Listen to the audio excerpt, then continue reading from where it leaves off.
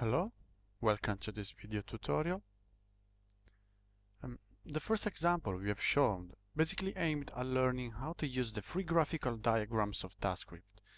We have shown the context diagram, the control flow, and the data flow.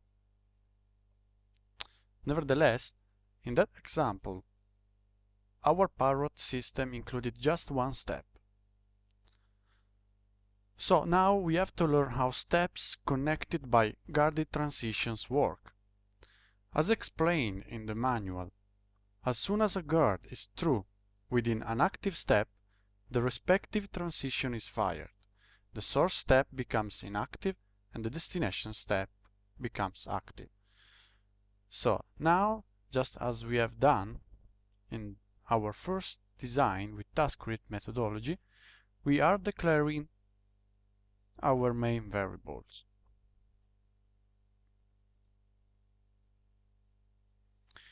We are going to model a Tic-tac application. This system has two output variables and two states, which alternate with periods of 200 milliseconds.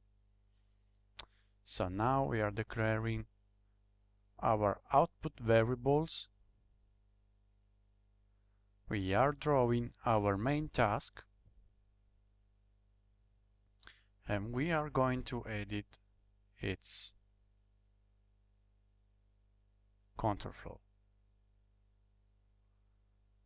But first, we need to declare a bittemp variable.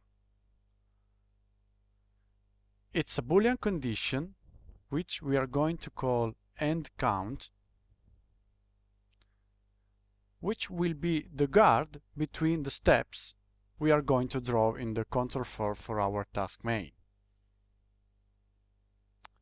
So now, as usual, we need to draw our initial step.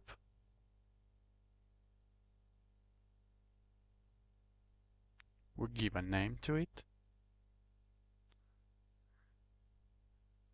And this time, we will draw another step, just like this.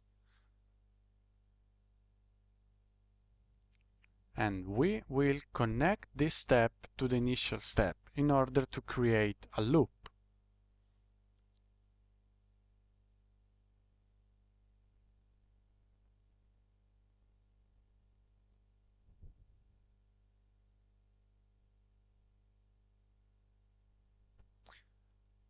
Basically, this is the control flow for the Tic-tac system.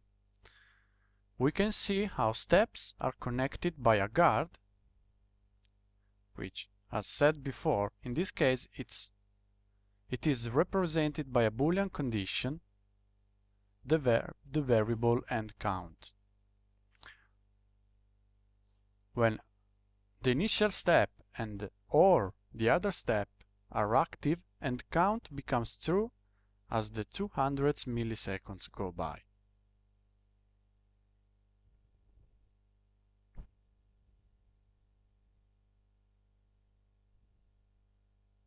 Okay. Now, double-clicking on the condition, we can change it. In this case, we need to put endCount as condition. But first, we will model the data flow for the initial step.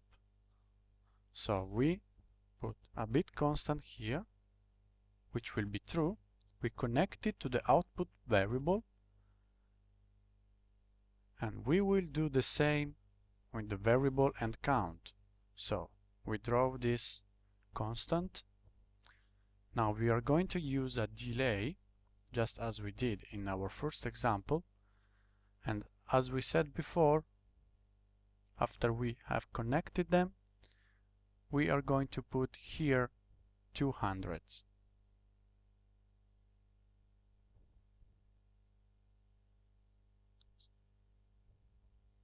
Actually, let's put 30.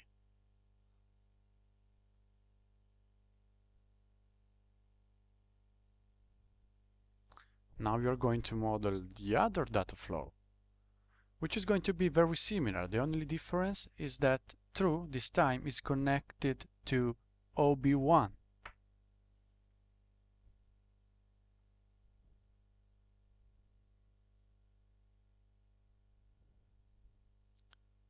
we set the delay 30 ms as in the other one.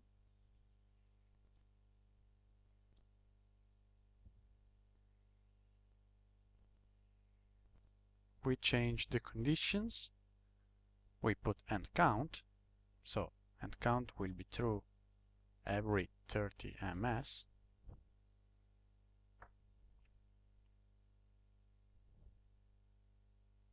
We can change the position of the condition just like this. Then we move the condition just clicking on it and drag it where we desire it to be. As usual, we set the board type,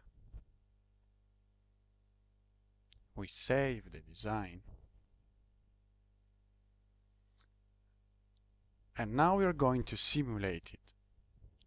As mentioned in our Parrot system, TaskScript Studio is a built-in powerful simulator, which helps designers to make sure their designs are correct before deploying them on a physical system.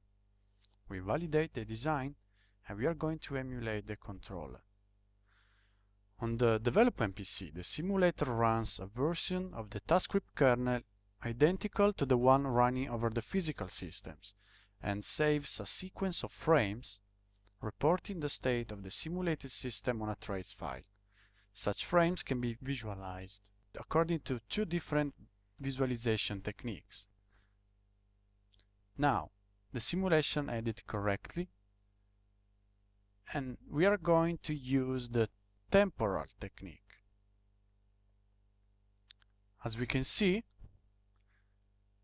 this visualization, it draws a chart showing the value of a selected subset of state variables over time, similar to what an oscilloscope does when its probes are connected to a selected set of LEDs in a physical system. Thank you very much for watching, and have a good day.